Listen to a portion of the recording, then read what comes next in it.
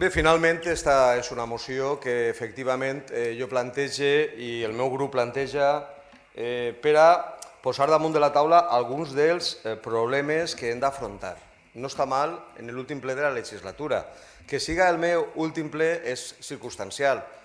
Jo em retire de la política institucional, però no me retire de la política. La política se pot exercir des de molts àmbits. I com ja en coneixeu, evidentment, cada volta que entenguem que s'està vulnerant un dret, que s'està atentant contra el nostre territori, estarem on estiguem. El grup de Compromís va continuar treballant de manera coherent com està treballant des de fa 40 anys. Perquè així l'important és la coherència en el treball d'un grup. I el meu grup, que porta 40 anys treballant en aquest Ajuntament, des del 83, més de 25 anys governant, tant com el PP o com el PSOE, o més, sempre ha mantingut la mateixa línia. Això és molt important, la coherència en els principis i en els valors. A més, els diferents portaveus m'han donat una oportunitat d'or. Per una banda, perquè demostra el treball en positiu que fa Compromís, i per una altra banda, perquè posa en evidència la seva actitud. Perquè nosaltres a què estem obligats? A què estem obligats els representants dels ciutadans de Sagunt i del Port de Sagunt? A defensar els interessos de la nostra ciutat, dels nostres ciutadans. Nosaltres no tenim consignes, ni del nostre partit en València, ni dels nostres dirigents a Madrid. No tenim mai cap consigna. És que això és importantíssim. Senyor Muniesa, senyor Montesino, senyor Vila, s'han posat en evidència, perquè vostès sí que accepten consignes, encara que vagin en contra dels interessos dels ciutadans de Sagunt. Aquest és el gran problema. Nosaltres en aquesta moció no hem posat res que estigui en contradicció amb el que nosaltres hem defensat durant 40 anys. Siga la muntanya de Romeu, siga el bypass.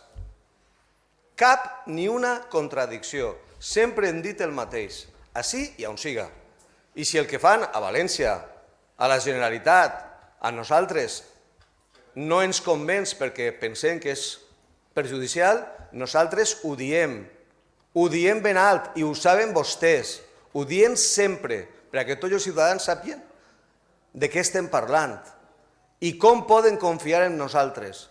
Senyor Muniesa, és molt important i sobretot tenint en compte a vegades quines són les direccions dels partits, del seu o d'altres partits que en absolut tenen en compte els nostres interessos. Perquè mire, així vostès han volgut passar de puntilles sobre les qüestions que estem tractant.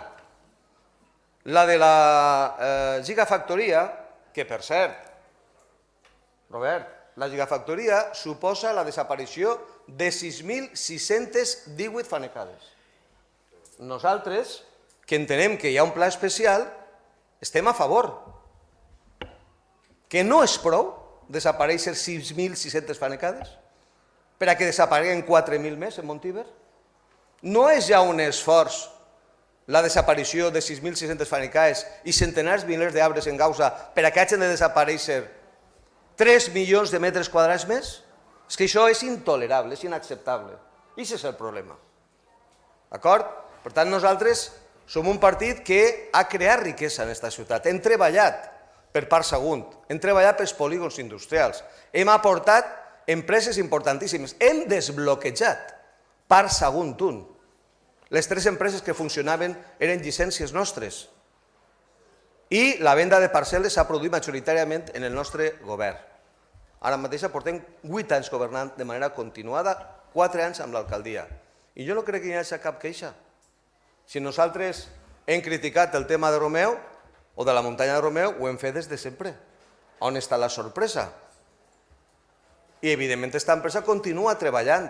El que demanem, evidentment, és que se protegisca la resta de la muntanya, que és una demanda absolutament coherent amb el nostre programa i no sols això, amb el que tots els partits diuen amb la boca xicoteta, que és la sostenibilitat. I ara més que van a desaparèixer tantes hectàrees de sol en plena producció. El bypass és un projecte del Ministeri. Nosaltres el que demanem és que aquest segon bypass siga eliminat, perquè no és necessari, o que vagi per un altre lloc que no afecte directament al nostre municipi. És ben senzill, ho he dit en la moció, tenim massa ferides. Este és un territori escàs, molt valuós i que no es pot malbaratar amb projectes que siguin innecessaris, com les fotovoltaiques, que poden anar en altres llocs. Ho diu el dictamen municipal, una decisió arbitrària i injustificada. I jo diria que fins i tot atenta contra principis fonamentals de la Constitució quant a la disposició de territori per a una empresa exclusivament privada. Així es tracta, per a que ho entenga tot el món, que Volkswagen venga cotxes a 2.300 euros, a 22.300 euros en compte de 24.000. I aquesta diferència de preu, que és la competitivitat, la va a pagar la destrucció del territori de Sagunt. És que és molt il·lustratiu. La gigafactoria està absolutament garantida. Quan parlem del tema de costes, saben vostès, senyor Muniesa, que el tema de costes és un projecte del Partido Popular i del Partido Socialista. No ha canviat. I nosaltres des del principi estem lluitant contra aquest projecte. El projecte de cobriment de les vies el vaig portar directament jo en l'etapa 2003-2007 i va ser acceptat i no el van a fer. I si no el fan, per això nosaltres demanem una circunvalació, que evidentment té un impacte ambiental major. O sigui, no estem parlant de qualsevol punt, estem parlant de decisions contra les quals, a més, tenim encetats contenciosos en els tribunals. Tenim un contenciós contra el bypass, tenim contenciosos contra el malecón, que també li recorde que són decisions de ministeris que han estat no dirigits per Compromís. Que jo sàpiga, Compromís no ha tingut cap ministeri encara, per altres partits. Per tant, no demanen la retirada. És qüestió de votar sí o no, i no passa res, si jo ho entenc. Si aquests debats ja estan en aquest Ajuntament des de fa dècades. I així està un partit que sempre ha mantingut una postura coherent, defensant el territori, al mateix temps que defensa el progrés de la ciutat, en l'àmbit industrial, en l'àmbit comercial, en l'àmbit agrari, de manera equilibrada. Perquè si no, vostès tenen fills, vostès tenen nets, per ahí tenim xiquetes, xicotetes, pensen en ells quan fan política? Pensen en ells quan fan política? De veres? En la mà en el cor? Estan pensant que aquest territori ha de ser ocupat per altres persones? Per Vicent, que està allí, per Marina? Nosaltres no podem agotar el nostre territori. No tenim dret, no podem ser tan egoistes. D'això va aquesta moció. He dit un balanç social positiu en tots els aspectes i un balanç que siga solidari. Què vol dir solidari? Solidari no vol dir solidari només en la societat actual, solidari en les generacions que venen en el futur. No els haurem de deixar muntanyes, no podran conèixer els horts, la nostra terra de tarongers històrica, perquè ens la carreguem, per a que una multinacional puga vendre els cotxes a 2.000 euros més barats. Jo crec que hauríem d'entendre, per això he presentat aquesta moció.